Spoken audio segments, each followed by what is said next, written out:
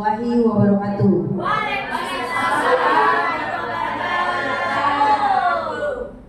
Puji syukur kita panjatkan kehadirat Allah Subhanahu wa taala karena berkat rahmat dan hidayahnya kita bisa berkumpul di tempat ini dalam keadaan sehat dan punya kesempatan ya untuk menggali ilmu lagi bersama rekan kita Ibu Jemalis kita. Dan tak lupa pula kita kirimkan salam dan salawat atas junjungan Nabi Allah Muhammad SAW. Allahumma sholli ala Muhammad wa ala Muhammad, karena beliaulah guru sejati untuk umat Islam. Baiklah Bapak Ibu, yang saya hormati Kepala Sekolah SD 2 Lejang, yang saya hormati Ibu narasumber, Ibu Jurniati SPD dan rekan-rekan semuanya. Hari ini kita berkumpul untuk mengadakan kegiatan komunitas belajar pijar. Untuk agenda hari ini kita akan mulai untuk pengimbasan atau diseminasi budaya positif.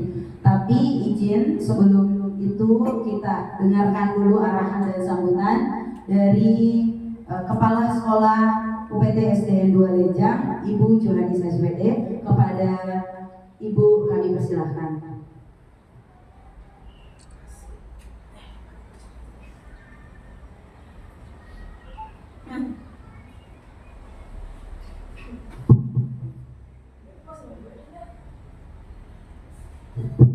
Bismillahirrahmanirrahim. Bapak Guru, Ibu Guru yang kami hormati, Assalamualaikum warahmatullahi wabarakatuh. Waalaikumsalam warahmatullahi wabarakatuh. Alhamdulillah, puji syukur kita panjatkan kehadirat Allah Subhanahu wa taala atas segala rahmat dan limpah berkahnya sehingga pada hari ini saat ini kita mengadakan komber seperti tadi dikatakan oleh moderator, kita akan menggali ilmu melalui teman kita CGP Ibu Jurniati dengan tema atau judul budaya positif. Saya masih ingat kalau cek guru penggerak sekarang yang lalu itu berbagi praktiknya. Nah sekarang budaya positif yang mau ditanamkan. Saya pribadi sebelum jadi kepala sekolah kan sudah ada teman kita yang sudah jadi guru penggerak CGP, guru penggerak berlanjut terus, ada Ibu Linda, ada sekarang ada Pak Rahman, sudah menyusul Ibu Jurni. Saya berharap tahun-tahun depan semuanya menyusul. Karena guru penggerak itu bukan berarti ya yang tidak guru penggerak itu bagaimana, tapi kalau kita guru penggerak, saya perhatikan, saya dalami guru penggerak itu yang kita dapat di situ banyak pengalaman, banyak pengetahuan yang menunjang tugas pokok kita, banyak keterampilan. Ya, jadi bukan hanya pengetahuan, tapi keterampilan dalam menunjang tugas pokok kita. Dan itu merupakan juga guru penggerak adalah merupakan juga program pemerintah di bidang pendidikan. Dan hasilnya, alhamdulillah, kita bisa saksikan bersama bagaimana itu guru penggerak. Bukan berarti semuanya guru hebat, apalagi di SD 2 Lejang ini semua gurunya hebat. Buktikan setiap tahun ada saja juara yang diperoleh anak-anak muridnya atau peserta didiknya luar biasa semua, berkarakter. Nah itu tinggal kita permantap lagi, apalagi melalui guru penggerak itu. Saya kira itu yang bisa saya sampaikan. Terima kasih. Assalamualaikum warahmatullahi wabarakatuh. Terima kasih Ibu Kepala Sekolah atas arahan dan sambutannya untuk memulai kegiatan kita hari ini. Oke, sebelum saya serahkan kepada ada narasumber hebat kita hari ini yang akan mendiseminasikan terkait dengan budaya positif. Saya mau kasih pantun dulu, boleh Bapak Ibu? Boleh. Minta catatnya jangan pelit-pelit ya. Siang-siang terlihat awan kelabu. Terlihatnya di hari Kamis. Selamat siang Bapak Ibu, mari kita mulai dengan senyuman manis. Selamat siang Bapak Ibu, salam hangat dari saya. Oke, baiklah, tanpa berlama-lama lagi, ini adalah momen yang sangat baik untuk kita semua mendapatkan sharing ilmu ya dari pengalaman yang didapatkan oleh Ibu Juniati yang merupakan calon angkatan 11 yang sekarang sudah memasuki modul 1.4 budaya positif, betul Ibu? Iya.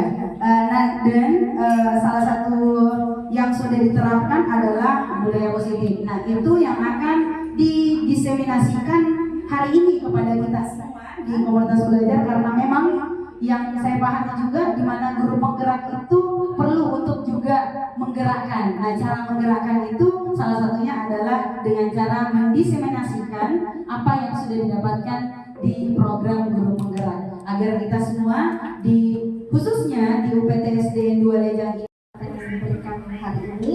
Sebelum saya masuk ke materi diseminasi, saya akan mengajak Bapak Ibu dulu untuk speaking sejenak ya. Kita ikuti bersama-sama tampilan video di atas. Boleh dibantu ya yang tahu.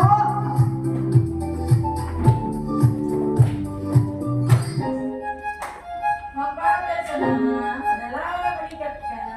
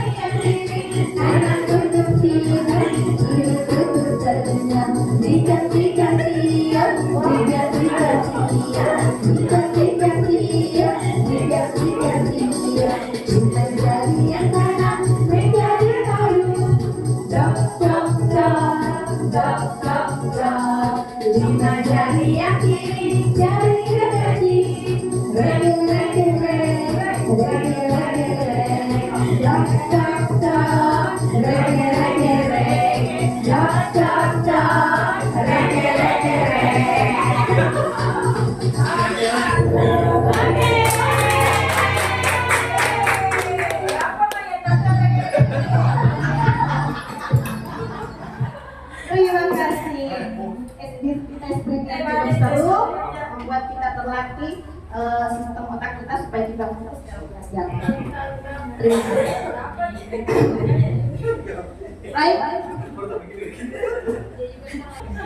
Baik Bapak Ibu, terima kasih atas kehadiran semua di sini. Izinkan saya sebelum saya lanjut. Assalamualaikum warahmatullahi wabarakatuh. Waalaikumsalam warahmatullahi wabarakatuh.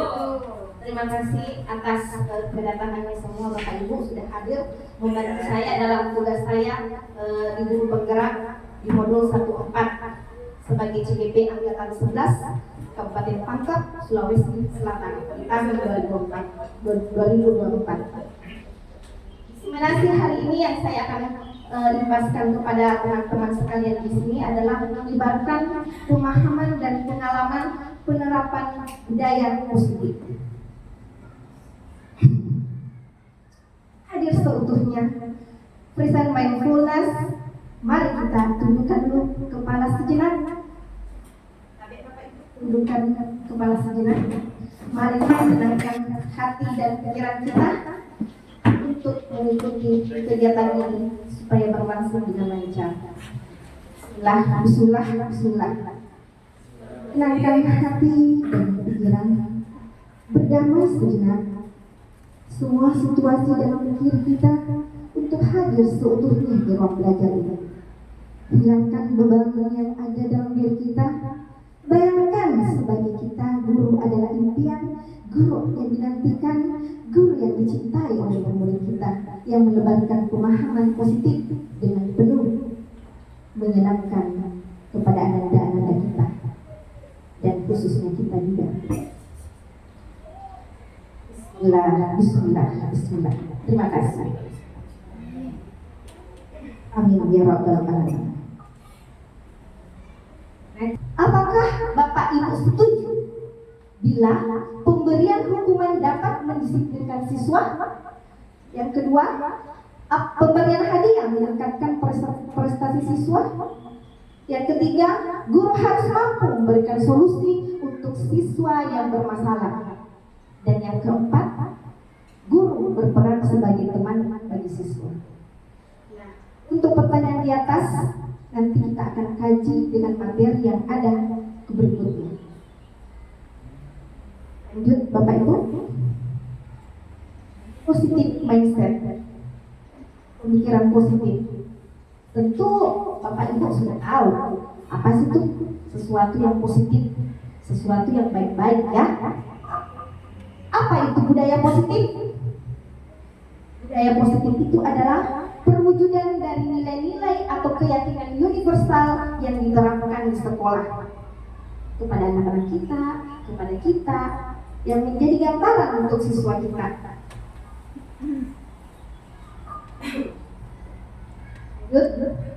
Nah, konsep-konsep inti untuk menciptakan budaya positif ini, yang pertama adalah disiplin positif. Yang kedua adalah motivasi perilaku manusia. Yang ketiga, keyakinan kelas sekolah. Yang keempat, kebutuhan dasar manusia. Yang kelima, posisi kontrol seorang guru. Yang keenam, segitiga restitusi yang akan kita terapkan ke depannya. Nah, dari konsep-konsep 6 ini, inilah yang penting untuk dimiliki oleh seorang guru. Ketika ini kita laksanakan, insya Allah ke depannya kita akan lebih baik lagi. Nah, kita kaji dulu. Yang pertama adalah dalam budaya kita makna kata disiplin dimaknai menjadi sesuatu yang dilakukan seseorang pada orang lain untuk mendapatkan kepatuhan. Kita cenderung menghubungkan kata disiplin dengan ketidaknyamanan. Betul tidak Bapak Ibu?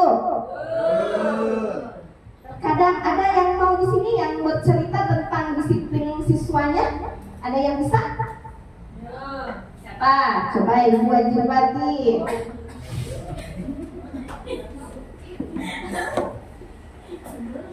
Terima kasih atas kesempatan yang diberikan kepada kami. Assalamualaikum warahmatullahi wabarakatuh. Berbicara tentang disiplin, tentu kita menginginkan, kita sebagai guru tentu menginginkan semua siswa kita agar disiplin. Nah, disiplin ini tentu di dalam tingkah laku sehari-hari yang pertama. Nah, sebelum kita menerapkan kedisiplinan kepada siswa, tentu kami dulu memberikan contoh disiplin yang mana itu disiplin yang baik. Otomatis saya dulu mengkoreksi diri saya, baru kita terapkan kepada anak. Otomatis apa yang dilakukan guru itu sehari-hari tentu bisa kita gambarkan kepada anak-anak. Contohnya, masuk di kelas, ucapkan nak salam, atau ketuk-ketuk pintu baru ucapkan salam. Bukan hanya di rumah kita terapkan kepada siswa, tetapi di sekolah, tetapi kita juga terapkan di rumah kalau pulang sekolah. Itu salah satu contohnya. Sekian, wassalamualaikum warahmatullahi wabarakatuh. Iya, kelas dulu dah dibuat. Ujian dibuat dulu. Nah, betul. Ketika disiplin itu terjadi dengan dirinya sendiri sebagai contoh, akan terjadi juga kepada anak-anak kita. Sebagai pendidik, tujuan kita adalah menciptakan anak-anak yang memiliki disiplin diri sehingga mereka bisa berperilaku dengan mengacu pada nilai-nilai kebajikan universal dan memiliki motivasi intrinsik bukan ekstrinsik. Artinya seperti ini, ketika disiplin itu berada dalam diri kita sendiri, bukan karena pengaruh dari luar, karena ada nanti disiplin itu karena ada aturan seperti ini, berarti itu dari luar. Tapi kalau dalam diri memang saya harus ini karena saya punya tanggung jawab, berarti dari dalam diri kita sendiri. Disiplin positif merupakan salah satu cara penerapan disiplin yang bertujuan untuk menumbuhkan kesadaran serta memberdayakan anak untuk melakukan sesuatu tanpa sogokan, ancaman, dan hukuman. Nah, sekarang saya mengajak lagi Bapak Ibu untuk sebagai teman duduknya saja Bapak Ibu ya, yang ada teman duduknya, coba misalnya yang di sini Bu Sahra adalah si A, Bu Irma adalah si B. Anda dan teman Anda melakukan kegiatan, cobalah buka. Anda adalah A. Tugas Anda adalah mengepalkan salah satu tangan Anda. Coba Anda bayangkan bahwa Anda menyimpan sesuatu yang sangat berharga di dalam kepalan tangan Anda. Anda perlu menjaga benda tersebut sekuat tenaga Anda, karena begitu pentingnya untuk kehidupan Anda. Sedangkan tugas B rekan Anda mencoba dengan segala cara untuk membuka kepalan itu. Teman Anda B boleh membujuk, menghardik, mengintimidasi, memarahi, menggoda, menggelitik, bahkan menawari Anda uang agar Anda bersedia membuka kepalan tangan Anda. Bagaimana Bapak Ibu perasaannya? Ayo caranya.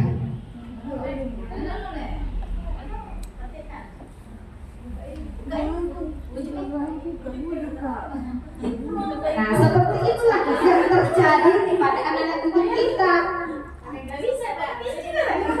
Apapun yang terjadi meskipun kita rayu-rayu, kalau anaknya tidak merasa Oke, kita lanjut. Paling tak ulas lagi materi selanjutnya. Pergeseran paradigma teori kontrol menurut Dr. William Glasser. Ilusi guru mengontrol murid. Ilusi bahwa semua perbuatan itu adalah positif, efektif, dan bermanfaat. Ilusi bahwa kritik dan membuat orang merasa bersalah dapat menguatkan karakter. Ilusi bahwa orang dewasa memiliki hak untuk memaksa. Next.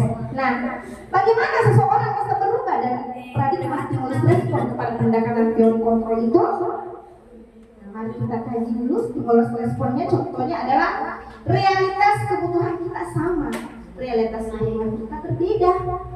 Pasti kalau kita merasa, sama-sama dikit punya ini, tapi kenyataannya kalau kita butuhkan berbeda. Ada yang mau seperti beli ini, ada yang mau seperti punya hidup enak, ya kan? Itu cara kontrolnya. Lanjut, kita mencoba mengubah orang agar berpandangan sama dengan kita. Pasti kita mau orang sama semua cara yang berpikir. Tapi kalau orang terkontrolnya, kita berusaha memahami pandangan orang lain tentang diri kita. Kita harus memahami juga karakternya orang tidak sama dengan kita.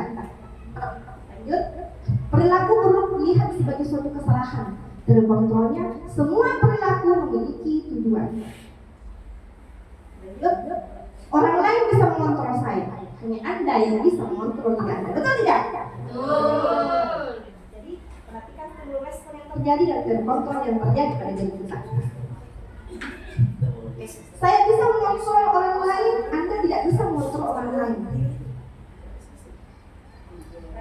Pemaksaan ada pada saat bujukan gagal.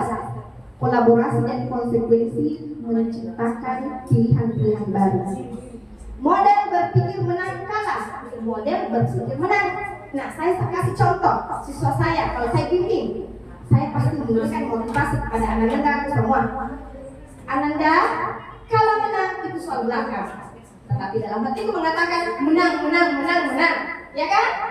Kalau menang adalah soal belakang, yang penting tampil, ada pengalaman. Tapi dalam hatiku harus menang. Harus yang terbaik. Iya, harus terbaik. Betul Bapak Ibu. Kenyataannya seperti itu. Lanjut.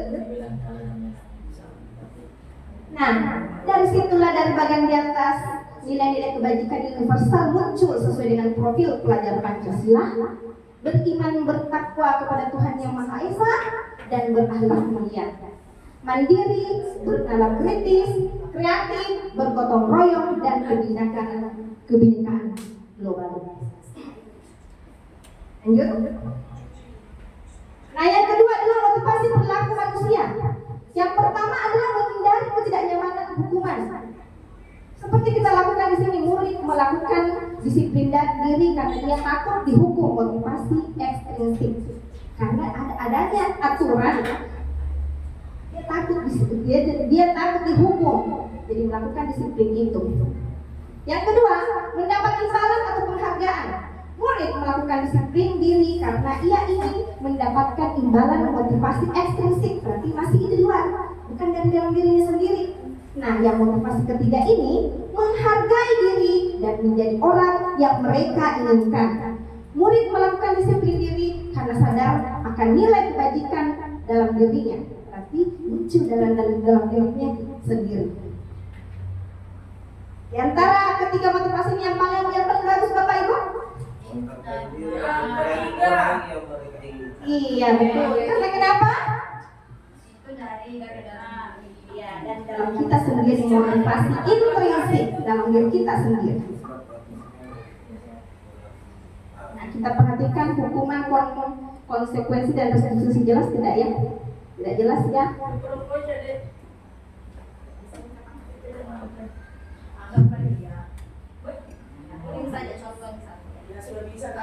Sesuatu yang menyakitkan, hukumannya identitas gagal ya. Sesuatu yang menyakitkan harus terjadi, tapi konsekuensinya memang harus terjadi.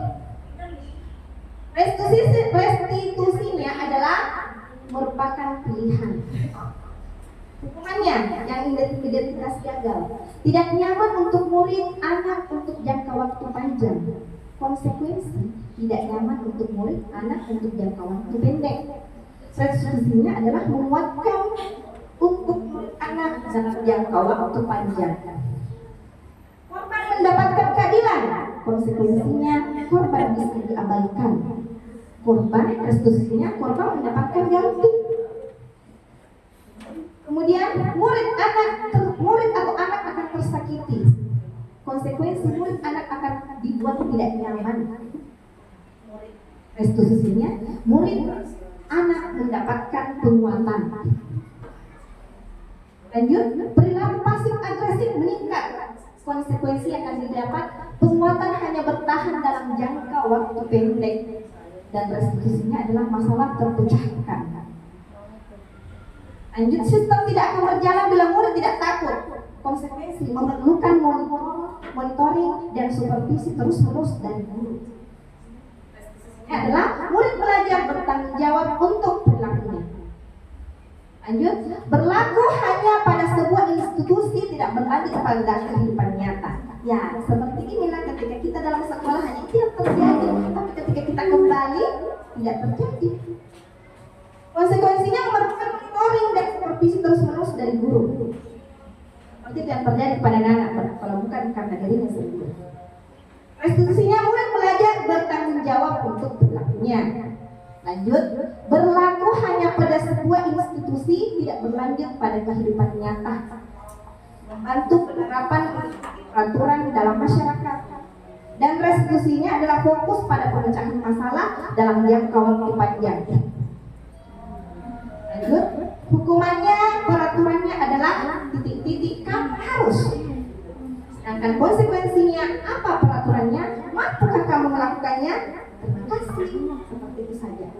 Tapi restitusinya, apa yang kamu yakini, apa yang bisa kamu lakukan untuk memperbaiki masalah ini. Nanti akan kita kaji lagi di materi selanjutnya. Lanjut, next.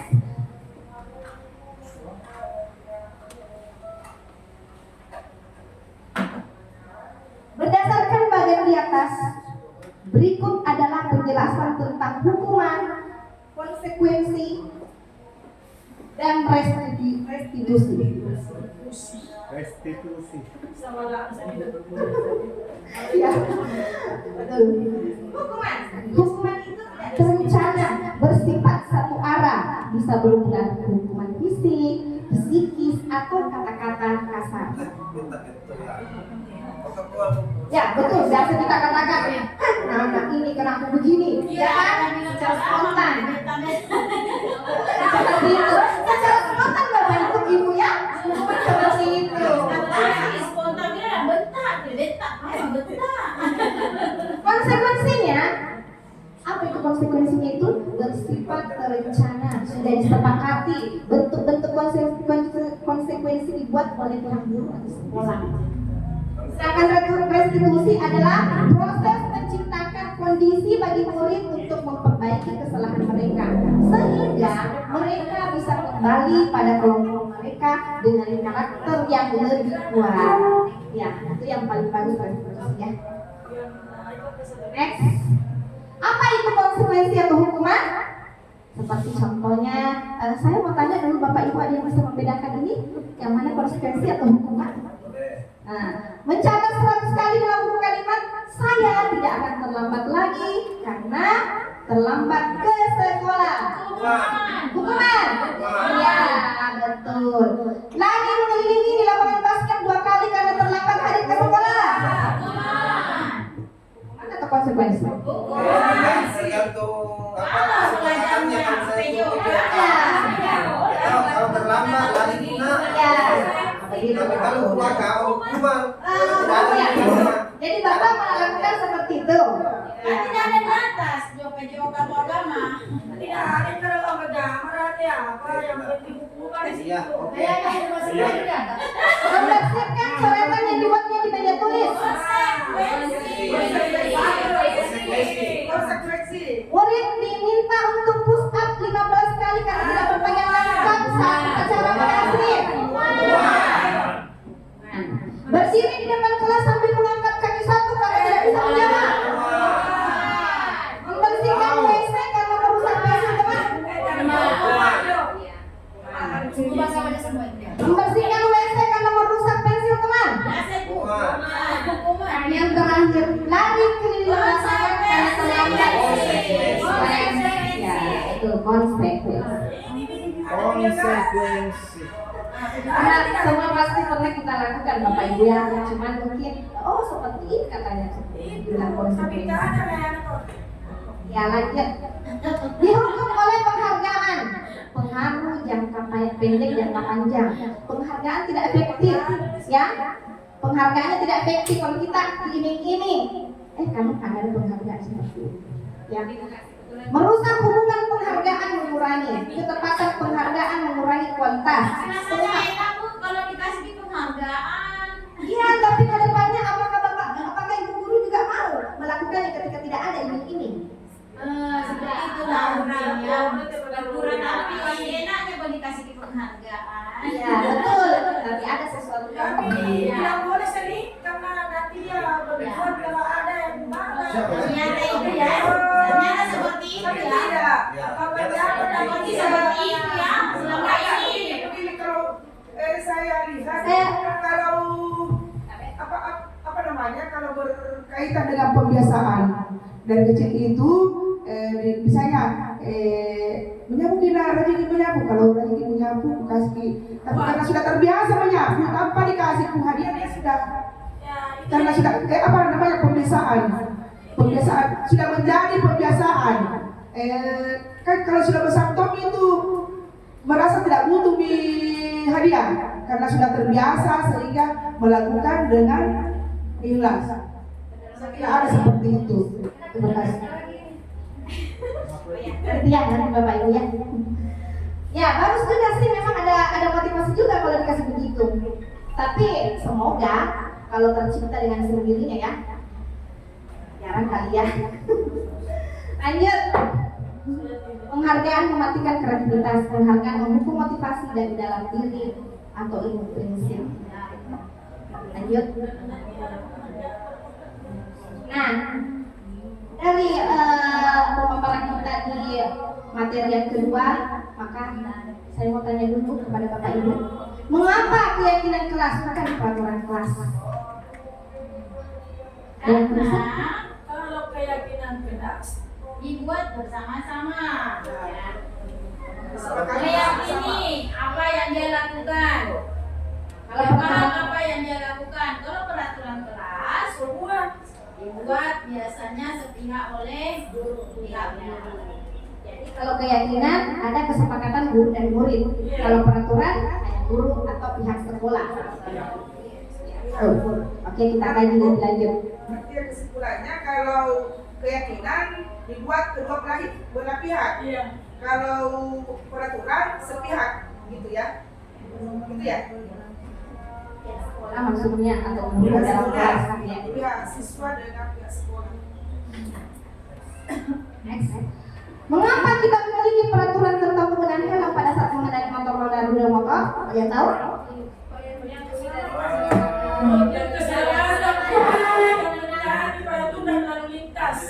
Mengapa kita memiliki peraturan tentang penggunaan masker dan mencuci tangan setiap saat?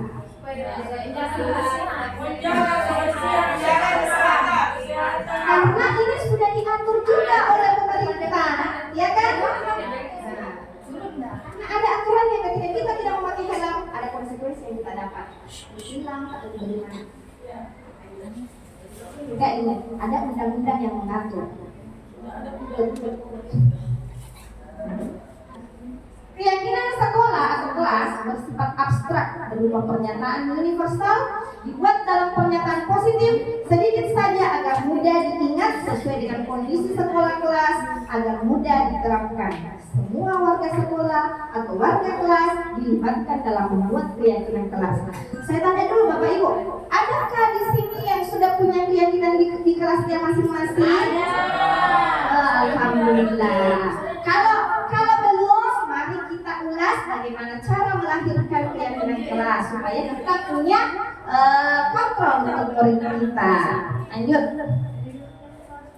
Prosedur pembentukan keyakinan kelas yaitu mempersilahkan warga sekolah atau murid untuk mencurahkan ide tentang peraturan yang disepakati. Jadi bebaskan mereka, apa-apa yang mereka mau. Saya tidak mau bawa HP, misalnya dilarang bawa HP, seperti itu. Mencatat semua masukannya. Setelah itu kita kumpulkan. Ganti kalimat negatif menjadi positif, tinjau kembali curahan pendapat yang terkumpul dan susun menjadi keyakinan kelas. Nanti dari kalimat yang kata tidak itu kita ganti yang positif.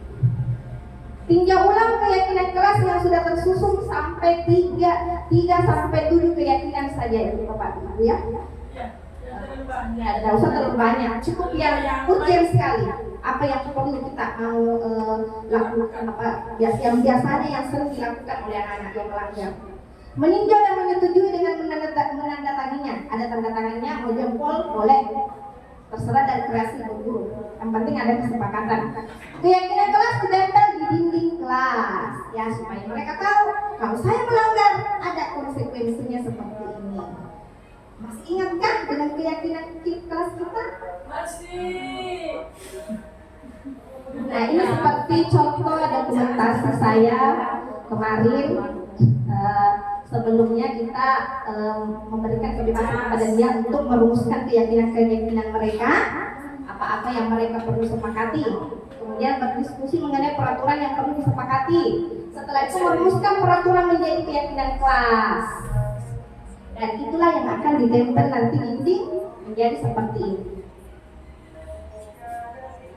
Taat beribadah kepada Tuhan Yang Maha Esa, disiplin dan bertanggung jawab, menghormati guru dan menghargai teman, menjaga kebersihan kelas, aktif dan bersemangat dalam belajar, menjaga persatuan. Nanti ibu bisa melahirkan dari anak-anak ibu sendiri. Iya. Karena Ibu Adi bilang primitif, tapi barangkali kalau ditambahkan dengan keyakinan yang berhubungan dengan sekolah sehat. Sekolah sehat ini seperti makanan yang pantas untuk dikonsumsi. Kelas. Kalau ini dikasih dengan anak sama peraturan lagi. Berarti kita harus Ajak diskusi anak, beda-beda. berikan anak-anak berkesempatan juga melahirkan idenya apa yang perlu disepakati dan lihat juga apa yang selalu yang mereka dia langgar. Oke, next. Artinya tidak apa setiap kelas itu berbeda. Iya, berbeda. Kalau sekolah satu saja kan, begitu. Setiap kelas berbeda keyakinan. Iya, setiap kelas berbeda aturannya. Misalnya kalau di kelas 4 ada aturannya misalnya apa ya Bu Irma, seperti contohnya di kelas 4 yang kita terapkan sekarang. Keyakinannya itu saling menghargai. Ya, apalagi yang biasanya yang sering Menjaga kebersihan. Ya. Hampir sama tadi saya juga punya, tapi mungkin ada yang berbeda teman. Silakan apa yang disepakati oleh anak-anak kita dengan kita dan lahirkanlah kalimat positif. Nah, sekarang kita lanjut ke materi yang keempat, kebutuhan dasar manusia. Ada 5 ya Bapak Ibu kebutuhan dasar manusia. Yang pertama kita jelaskan dulu. Untuk membangun budaya sekolah yang positif dengan lingkungan yang aman dan mendukung murid, untuk menjadi pribadi yang berdaya, seimbang dan bahagia, salah satu upaya yang dilakukan guru adalah memahami kebutuhan dasar yang mendasari perilaku murid. Yang pertama, penguasaan. Tentu kita biasa melihat anak-anak yang berkuasa di dalam kelas, ya. Yang kemudian kasih sayang dan merasa diterima. Dia pasti membutuhkan seperti itu. Bertahan hidup. Kita pasti butuh makan, butuh refreshing. Iya betul. Itu kan semua. Iya betul.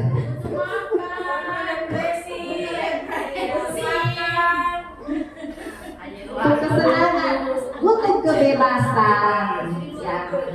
Ketika kita mencoba menyadari kebutuhan dasar itu, betul kita membutuhkan Kebebasan.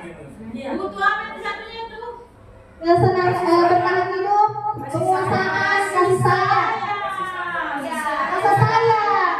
Kita perlu saling mendapatkan rasa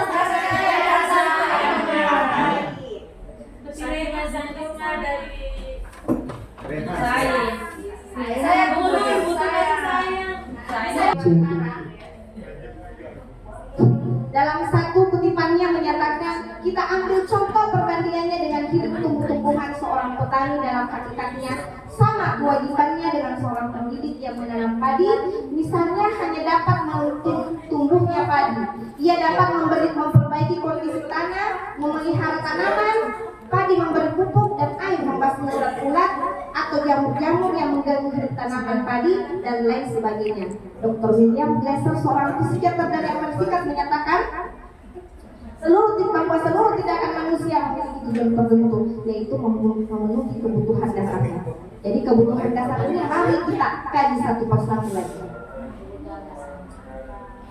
Kebutuhan dasar yang pertama adalah kebutuhan yang bersifat fisiologis untuk bertahan hidup dan survival, misalnya kesehatan, rumah, minuman, makanan, biologis, kebutuhan untuk merasa aman, juga termasuk dalam kebutuhan ini agar murid dapat belajar dengan baik. Seperti yang tadi dikatakan oleh Ibu, mau jalan-jalan, mau refreshing, ya kan?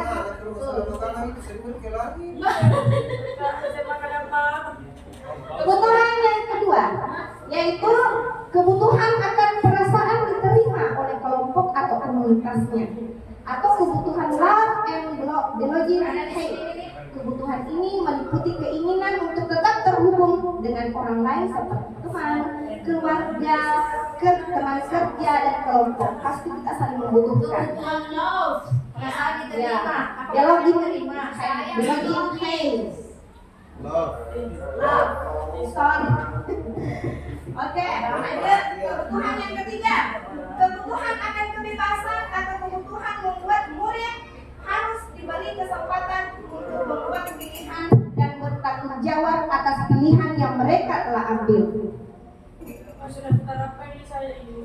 Ya, terima kasih kalau sudah diterapkan. Mari kita, tapi tetap dituntun karena itu menurut Ki Hajar Dewantara, bebaskan tapi dituntun, mandiri tapi dituntun.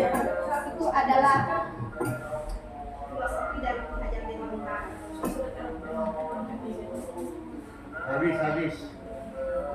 Yang berapa kita? Lanjut, kebutuhan yang keempat adalah kebutuhan akan kesenangan. Bayangkan Bapak hidup tanpa rasa senang tetapi menyedihkannya. Desa mengumumkan kebutuhan akan kesenangan dengan belajar. Jangan sepelekan kebutuhan murid untuk merasa senang di kelas. Iya, betul. Berikan kesempatan kepada mereka. Mereka juga butuh senang. Sedikit-sedikit ditegur. Mereka juga senang sama-samanya saja. Kadang-kadang kebablasan anak-anak jadi doyan. Pahami karakternya sedikit. Sedikit. Iya, silakan. Karena katanya butuh kebebasan sedikit-sedikit itu. Bagaimana kita tidak tegur ini guru? Karena sementara pembelajaran berlangsung. Nah, mengganggu temannya. Bagaimana kira-kira itu langkah saya? Boleh Bu, kalau dalam keadaan sunnah. Kalau suara lembut. Dengan suara lembut, Bu, caranya harus merayu.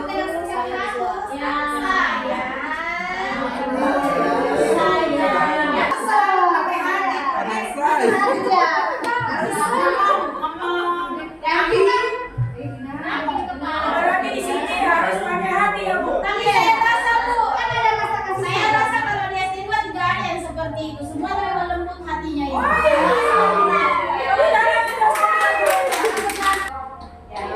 Kebutuhan yang kelima adalah kebutuhan akan penguasaan. Setiap murid memiliki kebutuhan untuk merasa kompeten.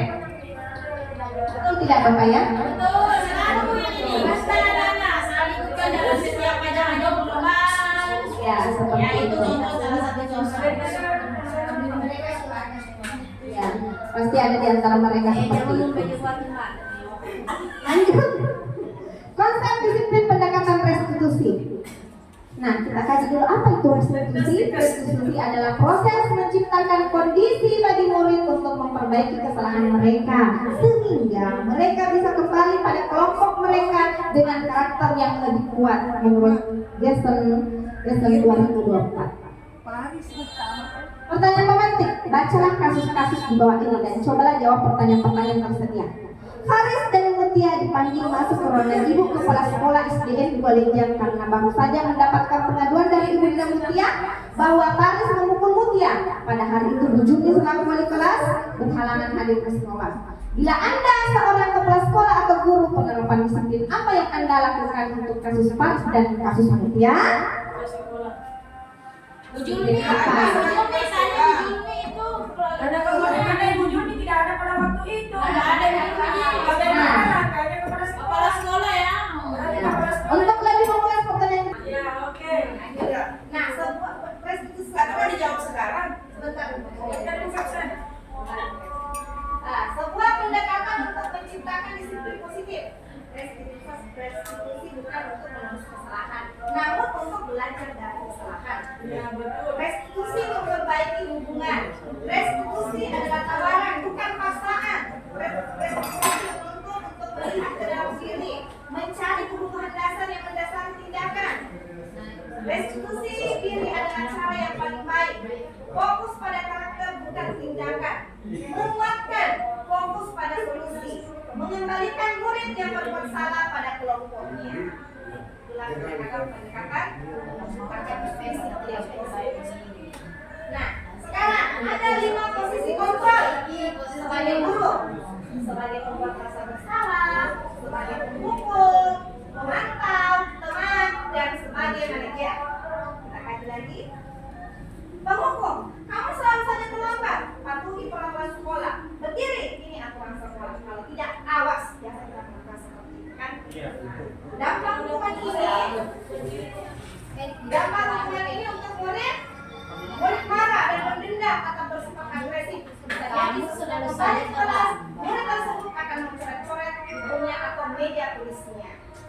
Nah, selanjutnya, pembuat merasa bersalah. Suara cenderung lembut, tenang, namun kata-katanya menyakitkan murid. Guru akan menyatakan hal-hal yang merasa kesalahan ada pada murid dengan membuat guru menderita. Contoh. Bagaimana? Itu kata-kata penutup kan? Kamu selalu saja terlambat. Ya, itu kan artinya memberikan juga. Iya, akhirnya kita merasa. Iya. Kenapa dia terlambat? Kalau tadi penutup kamu selalu terlambat. Sekarang kamu selalu saja terlambat. Ceritanya secara lembut. Kalau saya begini, kalau siswa terlambat,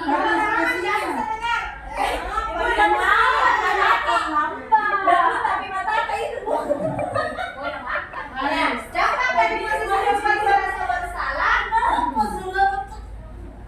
Membuat murid merasa bersalah, menjadi identitas gagal ya. Rendah diri dan menarik diri dari lingkungan. Nah, posisi sebagai teman. Kalau suara guru akan ramah, cenderung bersenda guru untuk menghangatkan suasana. Itu kan teman.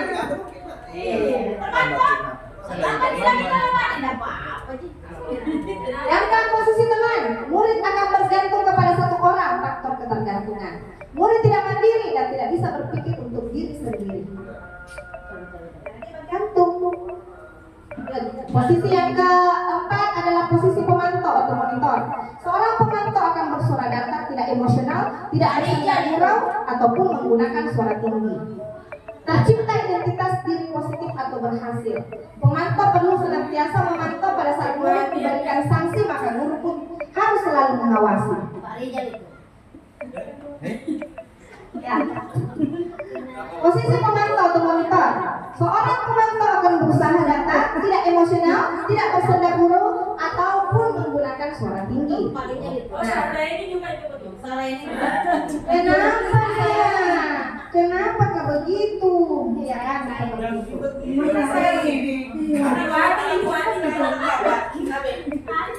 Wadi juga itu anti. Posisi di mana itu? Karena ada pengalaman dulu sering ada siswa terlambat. Sudah saya tegur, menangis. Besoknya terlambat lagi. Tapi ketika itu saya hanya bilang, besok Open buku itu. tapi seterusnya itu tidak pernah terlambat. Tetap penghukum. Tetap berhukum. Oke, lanjut. Tapi ada dampak positifnya tuh. Pasti tidak pernah terlambat. Selalu. Saya suka kombinasi. Lanjut, posisi manajer. Suara manajer netral, tidak emosional, tidak terlalu ramai dan tidak terlalu bernada tinggi. Wajib tuh. Tercipta identitas positif berhasil. Si Bulina juga ada terdengar seperti itu. Sebagai manajer. Iya. Memang dia tengah suara, tapi dia kalau aman. Tercipta identitas positif berhasil. Guru akan dengan tulus mengajukan pertanyaan bermakna agar membuka pikiran murid. Guru membimbing murid untuk memecahkan masalahnya secara mandiri. Nah, dampak posisi manajer ini, murid mandiri, percaya diri dan dapat memecahkan masalah. Next. Yang keenam adalah segitiga restitusi. Tadi kan restitusi pendekatannya, sekarang segitiga restitusi untuk ditindaki. Segitiga restitusi adalah suatu dialog yang dijalankan oleh guru atau orang tua agar dapat menghasilkan murid yang mandiri dan bertanggung jawab. Masih perlu bangkit. Apa yang harus kita lakukan? Oh, besok nanti Kayak malah. Karena ini adalah segitiga restitusi yang sering berulang-ulang melakukan pelanggaran. Tapi karena kita sebagai guru, janganlah bosan. Ya, betul bosan. Ya.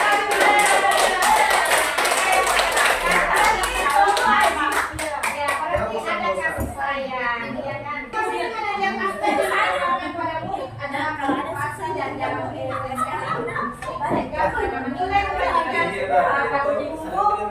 korban.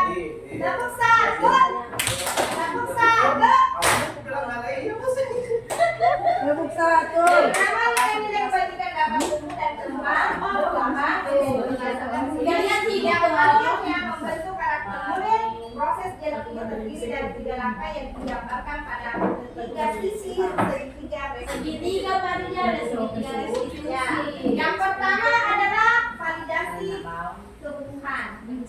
Yang kedua adalah menanyakan keyakinan. Yang ketiga adalah menstabilkan keyakinan. Ini Bu, saya ini sering melihat praktik ini di SD2 sering saya lihat ya, terutama dilakukan oleh Pak Rahman, Ibu Nurlinda.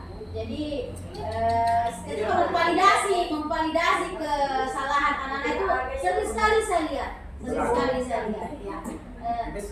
Dan mungkin itu satu peningkatan yang dialami oleh SD2 Lejang, bahwa segitiga restitusi itu memang benar-benar dilakukan di sini karena memang sudah banyak guru penggerak yang alumni guru penggerak di sini ya. Iya. Alumni CGP dia sudah menjadi guru penggerak di sini. Tepuk tangan dulu. Atas nama buat kita semua SD Lejang terakhir kali sudah 5 guru penggeraknya, ada juga hasilnya, sudah ada pernah jadi PP, dan alhamdulillah kita sudah banyak gambaran bagaimana itu melakukan segitiga restitusi. Ketika kita punya ilmu maka bagilah, ya kan? Saya yang mau pensiun. Nah, Saya merasa cemburu ini juga seperti dia.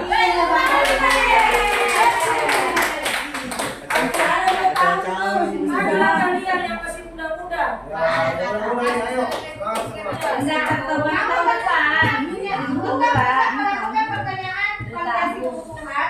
Pertanyaannya seperti ini, alasan mengapa melakukan itu?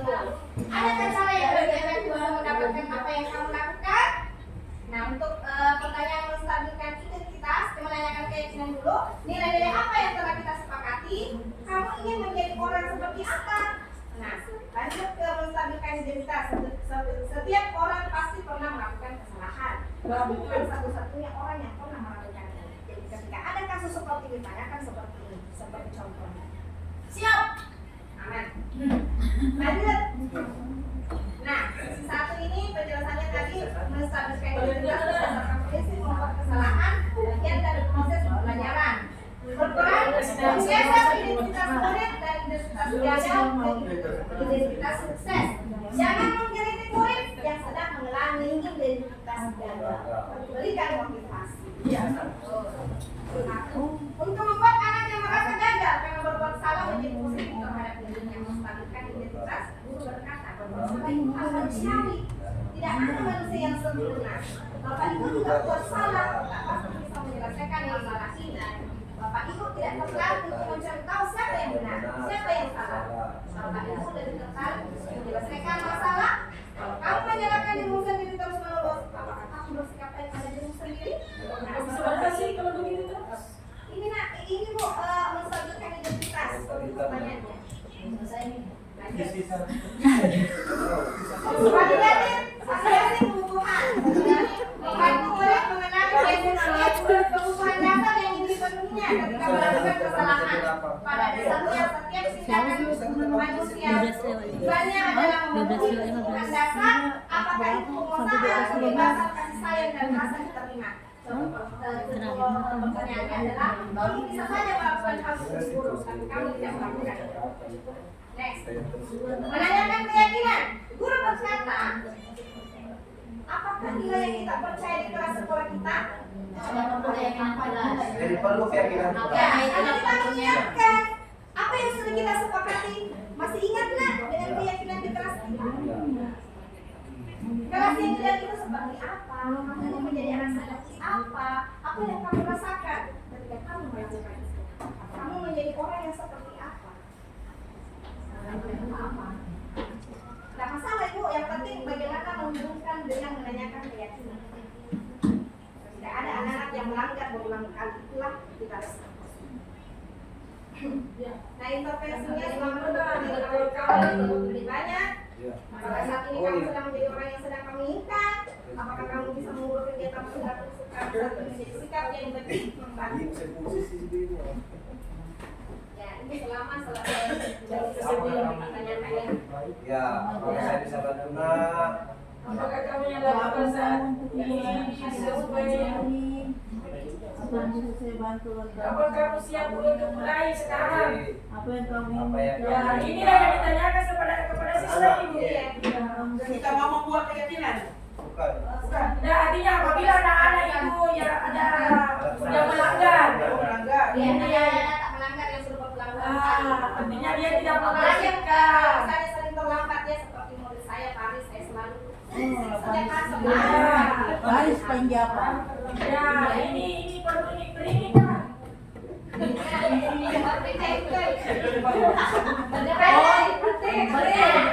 saya mau tanya Bapak Ibu untuk membantu saya siapa yang mengatakan. Nah, itu harus dilihat terus. Saya kecewa sekali dengan kamu.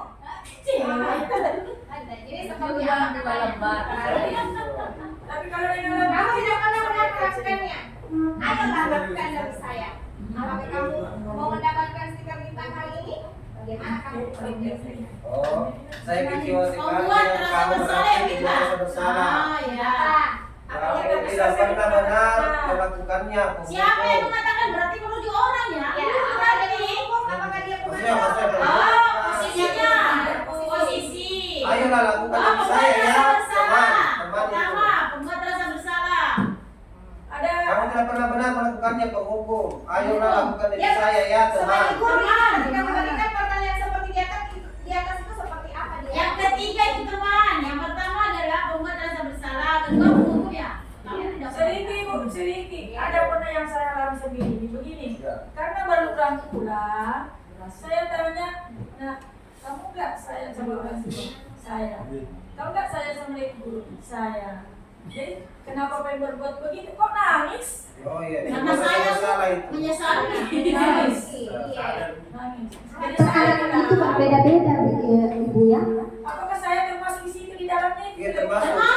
Ada semua ada posisi kita kembali beberapa guru, ada pemantau, pembuku, manajer, ada semua di situ kan.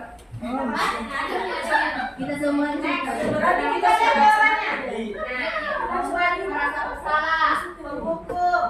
Ayo saya, teman. Apa kamu mendapatkan stiker bintang? Pemantau. Bagaimana kamu bisa menyelesaikan, manajer? Iya. Next. Nah, ini ada contoh skenario. Saya bacakan ya. Intinya di sini Paris sudah terlambat. Paris sudah terlambat. Membuat saya malu. Makanya kan mengapa dia selalu terlambat? Seperti ini. Mas di sini dia tahu. Dengan ini aku ya Pak. tidak ada ini bukan saya. Karena ini laporan yang sering melanggar. Saya juga Apa prinsipnya mengikuti upacara? Wajib mengikuti upacara bendera diantaranya biar belajar disiplin menunjukkan apa saja strategi yang dapat digunakan untuk meningkatkan motivasi siswa? Bagaimana Bapak Ibu dapat membantu siswa menemukan minat dan bakat mereka? Nah, kita mengulas di situ dalam tiga resolusi. Sebenarnya anak itu berbuat begitu karena ada kebutuhan dasar yang tidak terpenuhi. Iya. Kasih saya Mungkin dia mengadakan Permasalahannya. dia bekas seolah-olah berkuasa di kelasnya. Betul, karena dia merasa dia kuat di kelas. Terus terang sebelum saya mendapatkan modul ini saya bingung. Terus apa ya? Jadi jengkel terus menerus. Setelah mempelajari modul ini, saya luar biasa mempelajari bahwa memang ketika anak itu mengalami hal seperti itu berarti ada kebutuhan dasar yang tidak terpenuhi. Ya. Jadi bagaimana seorang guru itu berusaha untuk memenuhi kebutuhan itu, maka disitulah posisi kita. kesadarannya yang satu tidak begitu nih. Tidak. Kan beda-beda karakter. Ada juga kebutuhan yang berbeda.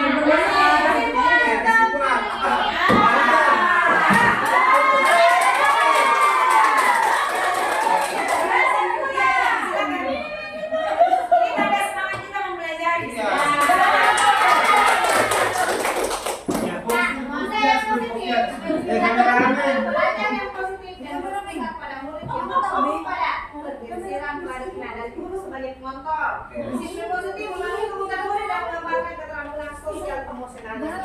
Reaksi kelas pernyataan ini motivasi intrinsik membantu murid menemukan motivasi belajar Ya, ini yang paling penting. Yang Jangan paling dikasih penting. prinsip. Betul. Next. Terima kasih. Oke.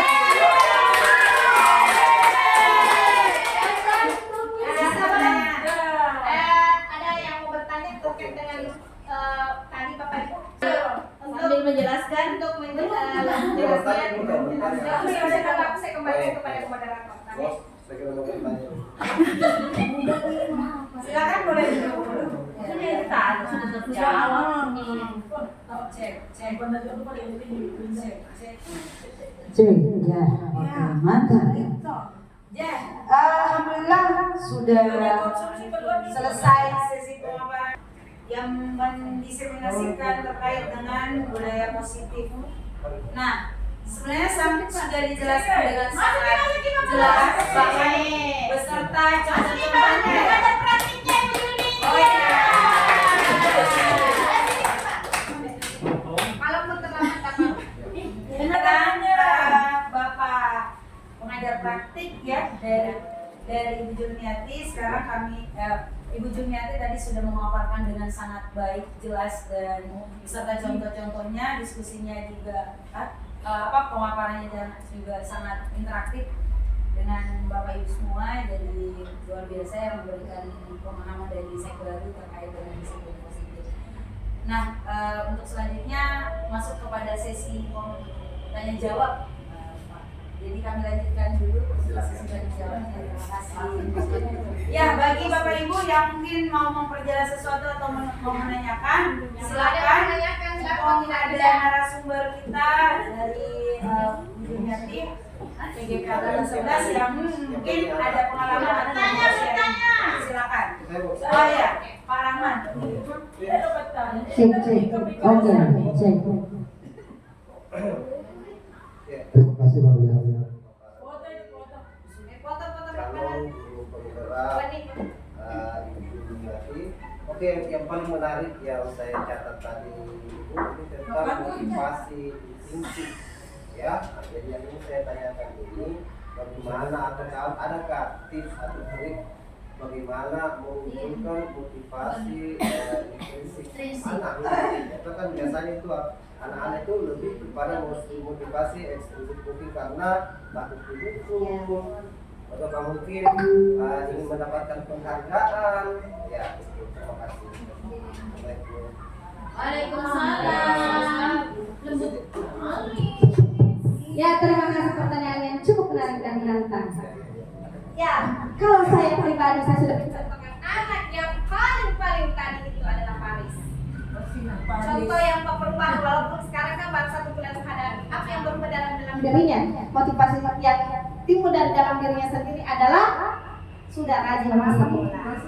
gitu. Tapi untuk yang kedepannya insya Allah perlahan-lahan ya. Namanya juga manusia yang tidak langsung. Bagaimana kita bisa merubah, bagaimana kita mau menjadikan seperti apa yang kita inginkan, seperti teori kontrol tadi dari strukturasi penyitaan kontrolnya seperti apa. Tapi alhamdulillah Paris setelah saya sudah berulang-ulang berapa kali panggil, ada perubahan sedikit, dia sudah rajin mau menulis, sudah ada tugasnya mau mengerjakan, itu yang saya terima untuk sekarang. Terima kasih dan saya Assalamualaikum warahmatullahi wabarakatuh. Wah, hebat kompetensinya. Jadi tutup nih, berdoa. Ya, sudah ada pertanyaan lagi Bapak Ibu? Cek. Cek, ada pertanyaan lagi? Doa. Satu nih.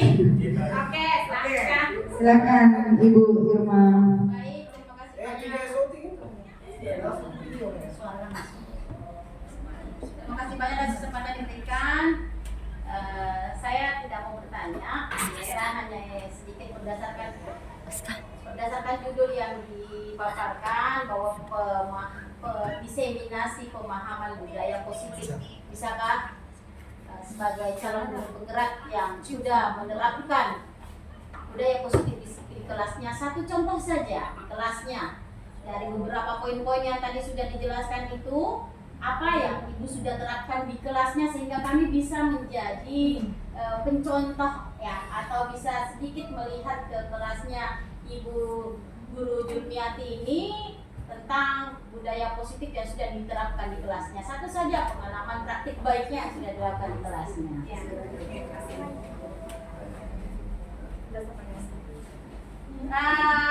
Alhamdulillah setidaknya saya sedikit mendapatkan pengalaman ketika biasa anak-anak masuk dalam kelas langsung masuk saja.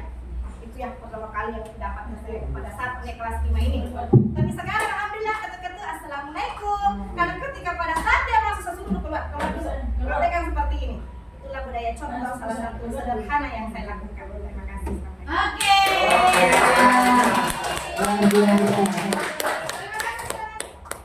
Saya kira untuk pertanyaan cukup ya. Mungkin sebelum saya tutup ada praktik dari Ibu Jumiati. Kita dengarkan dulu dari Bapak Nasfar Irwandi SPD. Kepada Bapak. Oh iya, sekedar informasi Bapak juga ini adalah merupakan kepala sekolah ya.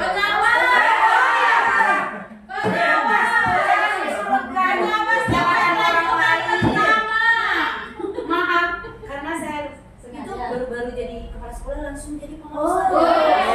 Tepuk tangan dulu untuk itu berkat di guru penggerak. Berkat guru penggerak.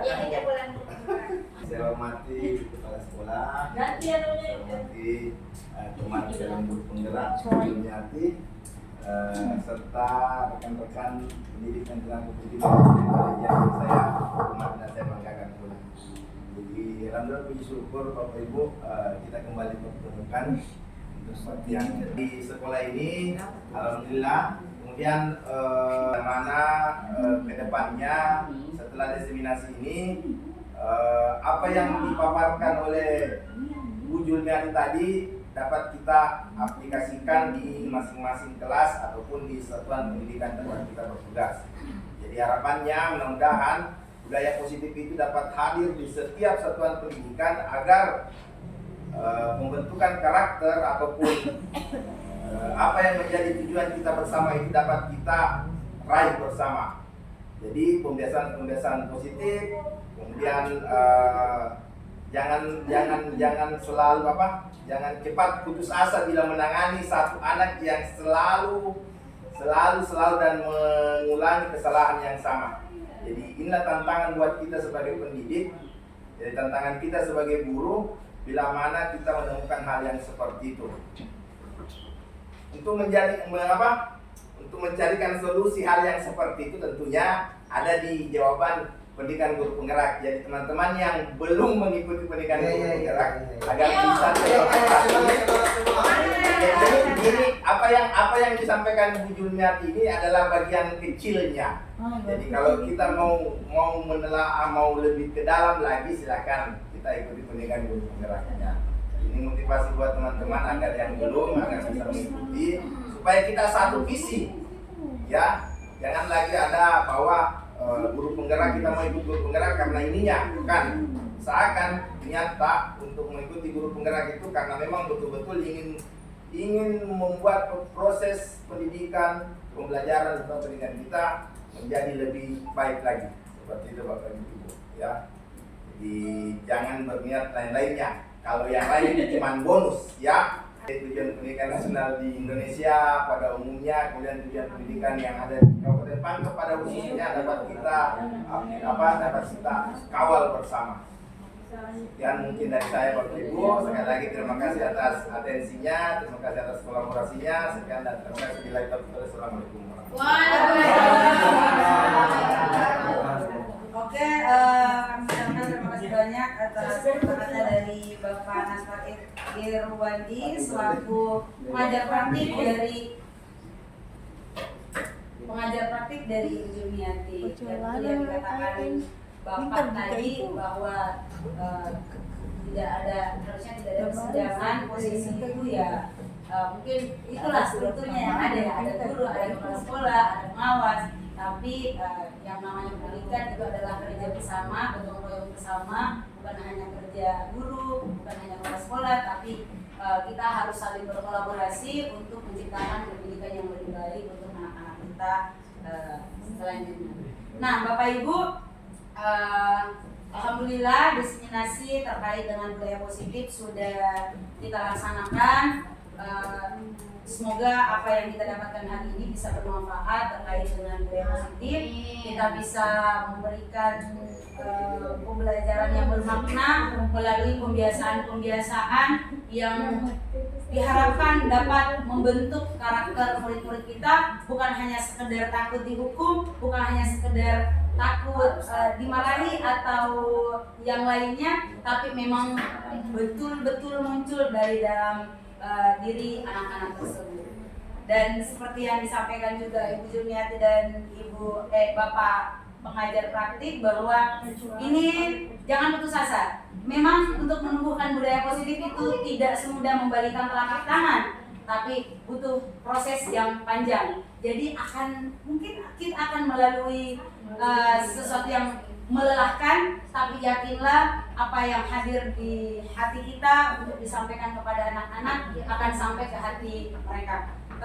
Ada sedikit quotes, semakin sering kita berhadapan dengan murid, semakin kita menyadari bahwa tak cukup hanya hadir dengan raga, tapi juga harus menghadirkan jiwa dan hati. Semakin sering kita berhadapan dengan murid, semakin kita menyadari bahwa mereka akan banyak belajar dari guru yang terus belajar menghadirkan kebermaknaan dalam setiap pertemuan. Itu mungkin dari kami. Terima kasih Ibu narasumber, terima kasih Bapak Naspar, terima kasih Ibu Kepala Sekolah atas kesempatan belajarnya hari ini bersama komunitas belajar Pijar. Pantun terakhir saya. Ada si pantun. Jeruk manis adanya di lapangan. Enak kalau dapat gratisan.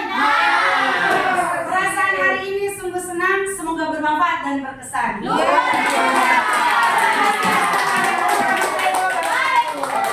Guru bergerak dan tergerak, bergerak dan menggerakkan. Oke?